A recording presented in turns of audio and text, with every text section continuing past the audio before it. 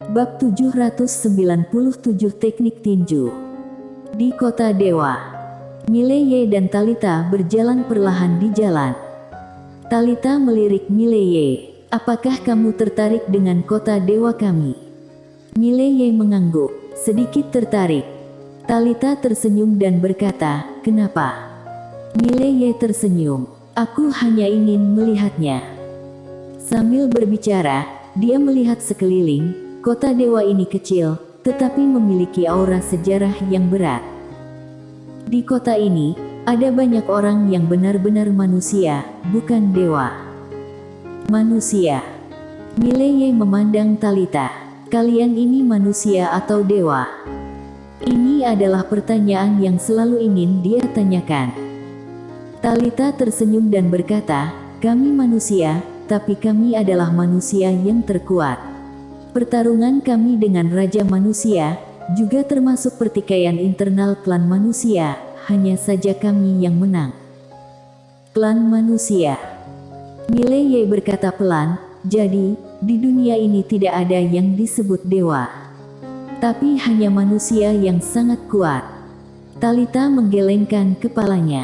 "Tidak, pasti ada dewa di dunia ini, dewa dalam arti yang sebenarnya." Mileye memandang Talita. Talita tersenyum dan berkata, "Lihatlah alam semesta ini, bagaimana menurutmu alam semesta ini bisa ada? Lihatlah semua makhluk yang ada, dari mana makhluk-makhluk ini berasal?" Mileye tersenyum dan berkata, "Asal-usul kehidupan." Talita mengangguk. Sebenarnya tujuan akhir seorang kultivator bukan hanya ingin berumur panjang, tetapi bagaimana caranya agar tidak mati. Ini adalah masalah yang belum terpecahkan. Mungkin seseorang di 5 dimensi telah memecahkannya. Ini juga alasan kenapa orang 4 dimensi sangat ingin ke 5 dimensi. Karena peradaban di sana lebih tinggi dari kita bisa belajar banyak dengan pergi ke sana. Yang paling langsung adalah bisa membuat ilmu bela diri kita melangkah lebih jauh. 5 dimensi. Mileye terdiam. Sebenarnya, dia tidak terlalu ingin pergi ke 5 dimensi. Seperti yang dikatakan Quen Lian, dia yang sekarang bahkan tidak mengerti 4 dimensi, lalu untuk apa pergi ke 5 dimensi? Minta disiksa di sana. Satu lagi, dia sudah memiliki musuh di 5 dimensi. Dapat dikatakan bahwa dia adalah orang yang paling tidak ingin pergi ke 5 dimensi. Setelah keduanya berjalan-jalan sebentar, Talita membawa Mileye ke depan sebuah aula besar. Di sekitar aula, pedang terbang misterius berputar-putar. Mileye bertanya, "Apa ini?" Talita berkata pelan, "Perpustakaan Aula Sendian, ini adalah tempat terlarang Aula Sendian kami. Bahkan aku pun hanya bisa masuk setahun sekali, dengan banyak tugas yang harus diselesaikan. Tapi sekarang," berbicara sampai di sini, dia menatap Mileye. "Kamu bisa masuk dan melihatnya sesukamu, tidak akan ada batasan untukmu." Mileye bertanya, "Kenapa?" Talita tersenyum dan berkata, "Bukankah kita mau kerja sama? Ini adalah bantuan kami untukmu." Mileye berpikir sebentar, lalu berkata, "Kalau begitu, aku tidak akan sungkan." Talita berkata serius, "Kamu bisa melihatnya sesuka hati, tapi kamu tidak bisa membawanya pergi, kamu juga tidak bisa menyalinnya." Mileye mengangguk, "Aku mengerti, aku bukan orang yang serakah." Talita mengangguk, "Masuklah." Berbicara sampai di sini, dia ragu-ragu sejenak lalu berkata, "Pergilah ke pojok kanan di barisan terakhir." Selesai bicara, dia berbalik dan pergi. Mileye sedikit terkejut, dia melirik ke punggung Talita yang melangkah pergi. Setelah beberapa saat, dia berjalan menuju aula. Sebelum mencapai aula utama, beberapa kesadaran ilahi menyapu dirinya. Ekspresi Mileye langsung berubah serius. Karena kesadaran ilahi ini, yang paling rendah adalah Master Alam Nasib.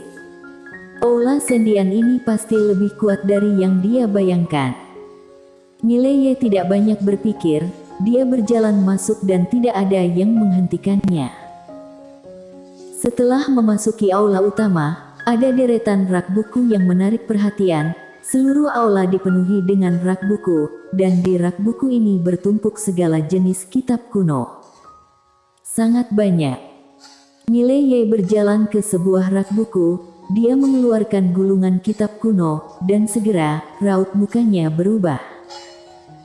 Ini adalah sebuah kitab ilmu tinju, yang mencatat ilmu tinju seorang ahli tinju. Catatan ini sangat detail. Melihat ini, Mileye secara bertahap menjadi terpesona. Karena dia juga pernah berlatih ilmu tinju. Tinju penguburan miliknya masih sangat kuat bahkan sampai sekarang. Tubuh fisik adalah akar manusia. Tubuh manusia memiliki potensi yang tak terbatas, ilmu tinju adalah cara manusia. Melihatnya, Mileye menjadi semakin terobsesi. Pemahaman ilmu tinju kali ini benar-benar berbeda dengan kitab pedang yang diberikan Kaisar Pedang. Catatan ini adalah penjabaran dari berbagai teknik tinju, banyak prinsip yang sangat mirip dengan kitab pedangnya, tetapi ada juga perbedaannya. Bisa dikatakan tinju dan pedang, caranya sama, jalannya yang berbeda. Mileye menemukan bahwa ilmu tinju ini sangat cocok untuknya. Karena ilmu tinju ini memperhatikan inti manusia, lebih tepatnya, memperhatikan mengolah fisik tubuh dan menggali kekuatan fisik tubuh sendiri, daripada mengandalkan benda-benda luar atau kekuatan langit dan bumi. Sedangkan tubuh fisik Mileye memang sangat kuat. Tubuh fisik alam keberuntungan ekstrim. Meskipun ini adalah fisik tubuh alam keberuntungan ekstrim, dia tidak terlalu mahir dalam menggunakan kekuatannya. Bagaimanapun juga dia adalah seorang kultivator pedang, bukan seorang kultivator tinju. Selama ini yang dia pelajari hanyalah pedang. Namun, pada saat ini, dia tiba-tiba menjadi tertarik pada tinju. Waktu berlalu sedikit demi sedikit, Mileye semakin mendalam. Selama ini, dia mempelajari ilmu tinju ini dengan gila-gilaan. Setelah belajar, dia akan keluar dari aula utama untuk mulai berlatih, dan kemudian kembali belajar. Selama ini, tidak ada yang mengganggunya. Pada hari ketujuh, Mileye baru saja meninggalkan aula utama dan hendak meneliti tinju penguburan. Ketika Talita muncul di depannya, dia menatap Mileye. "Aku akan memberimu tempat lain untuk berlatih." Selama ini, Mileye berlatih tinju setiap hari ketika dia keluar. Meskipun ada master di sekitarnya yang diam-diam memblokir ruang hampa untuk mencegah kekuatannya bocor, mereka menemukan bahwa pukulan Mileye semakin kuat. Terlalu kuat hingga mereka tidak dapat mengendalikannya lagi sekarang. Oleh karena itu, tidak ada cara lain, mereka hanya bisa meminta Mileye untuk pindah ke tempat khusus untuk berkultivasi. Tak lama kemudian, Talita membawa Mileye ke tempat latihan khusus. Talita berkata, "Ada begitu banyak teknik formasi dan batasan di sini, kamu dapat melakukan apapun yang kamu inginkan." Mileye mengangguk, tersenyum dan berkata, "Oke, terima kasih Nona Talita." Talita ragu-ragu sejenak, lalu berkata, "Kapan kamu selesai?" Mileye telah di dalam selama 7 hari. Orang ini sepertinya tidak mau pergi. "Selesai." Mileye tertegun, lalu berkata, "Selesai apanya?" Raut muka Talita berubah suram. "Kapan kamu akan selesai membaca?" Mileye mengerjapkan matanya, lalu dia mengeluarkan menara penjara alam dan menyerahkannya ke pelukan Talita. "Kamu pegang saja ini, aku akan lanjut membaca, anggap saja menara ini sebagai upah kalian." Selesai bicara, dia langsung melompat ke samping dan mulai berlatih tinju. Talita memandang menara penjara alam di tangannya dan tercengang.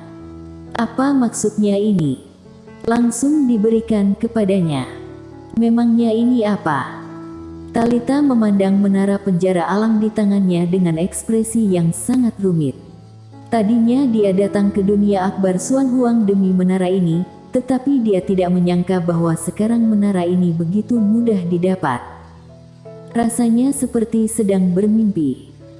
Setelah beberapa saat, Talita berjalan ke depan Mileye, lalu dia menyerahkan menara penjara alam kembali ke Mileye. "Ini, aku kembalikan." Mileye sedikit bingung. "Nona Talita, ini..." Talita berkata dengan berat, "Kalau kamu ingin tinggal di dalam untuk membaca, itu bukan tidak boleh, tetapi kamu harus menunjukkan sedikit ketulusan, kalau tidak, akan ada banyak suara yang menentang. Bagaimanapun juga, bahkan kalau itu orang-orang kami sendiri, mereka juga tidak mendapatkan perlakuan seperti ini." Mileye berkata, "Aku sudah memberimu menara. Aku sangat tulus."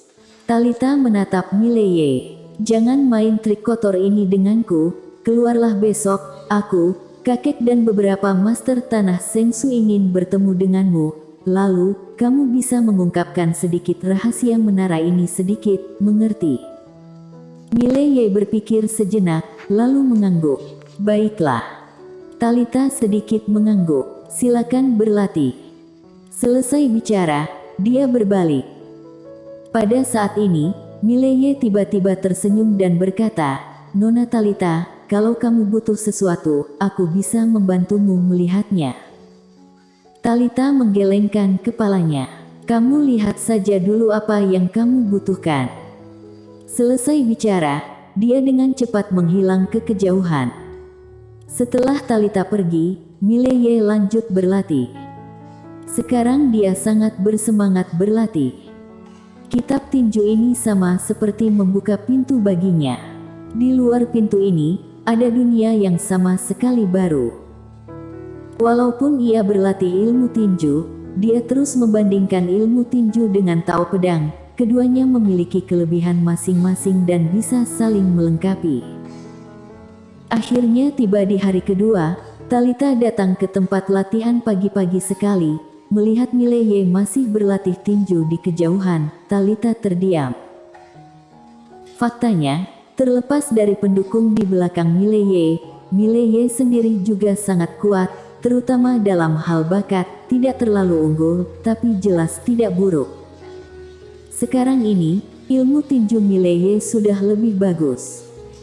1 jam kemudian, Mileye berhenti, tangan kanannya perlahan mengepal. Pada saat ini, dia merasa tubuhnya seperti gunung berapi yang telah terakumulasi selama 10.000 tahun. Mengumpulkan kekuatan. Inilah yang dia pelajari dari ilmu tinju.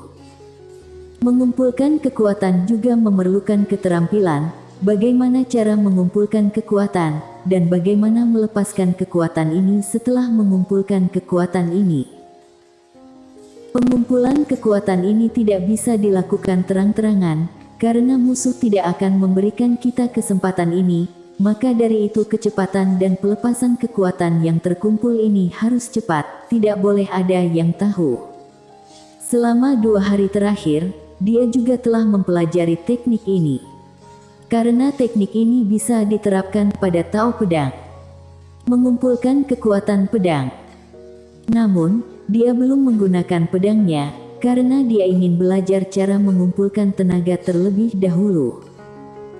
Setelah beberapa saat, Mileye melepaskan tangannya, dan kekuatan yang terkumpul di tubuhnya langsung surut seperti air pasang. Mileye berbalik untuk melihat Talita yang berada tidak jauh. "Ayo pergi." Talita mengangguk. "Ikuti aku." Selesai bicara, dia berbalik. Mileye mengikuti di belakang.